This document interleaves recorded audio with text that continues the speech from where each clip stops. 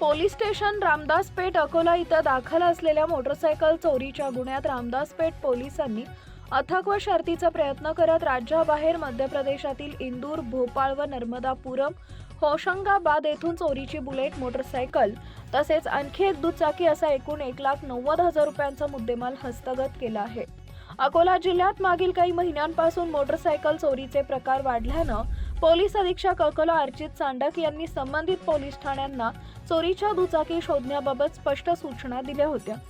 त्या अनुषंगाने दिनांक 15 डिसेंबर 2025 रोजी फिर्यादी लोकेश प्रकाश अग्रवाल, वय वर्ष 25, राहणार राजपूतपुरा अकोला यांनी दिलेल्या तक्रारीवरून पोलीस स्टेशन रामदासपेठ इथं गुन्हा क्रमांक 354/25 कलम 303(2) अन्वये गुन्हा दाखल करण्यात आला होता। फिर्यादीची रॉयल एनफील्ड कंपनीची ग्रे रंगाची बुलेट मोटरसायकल MH47 AC 5403, किंमत अंदाजे 1,50,000 रुपये डॉक्टर SM अग्रवाल यांच्या दवाखान्याजवळून चोरीस गेली होती। तपासादरम्यान वरिष्ठांच्या मार्गदर्शनाखाली तांत्रिक विश्लेषण व गुप्त बातमीदारांच्या मदतीने आरोपी मिलेश राजू कांबेर, वय वर्ष 28, राहणार नागपूर यास नागपूर येथून ताब्यात घेण्यात आला आहे।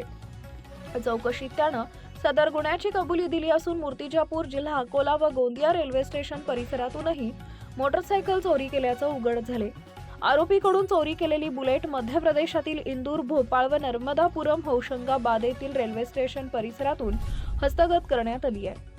तसेच पोलीस स्टेशन मूर्तिजापूर हद्दीतील चोरीची एक मोटरसायकल MH30Q 5848, किंमत अंदाजे 40,000 रुपयांची जप्त करण्यात आली आहे। अशा प्रकारे एकूण 1,90,000 रुपयांचा मुद्देमाल पोलिसांनी हस्तगत केला आहे।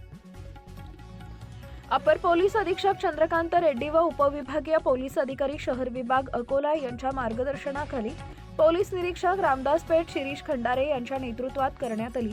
विशेष पथकात पोलीस हवालदार सुरेश लांडे, अनिल भातकडे, संदीप वानखडे, पोलीस कॉन्स्टेबल रोशन पटेल व cyber police station Akola Rahul Sanap यांनी उल्लेखनीय कामगिरी बजावली।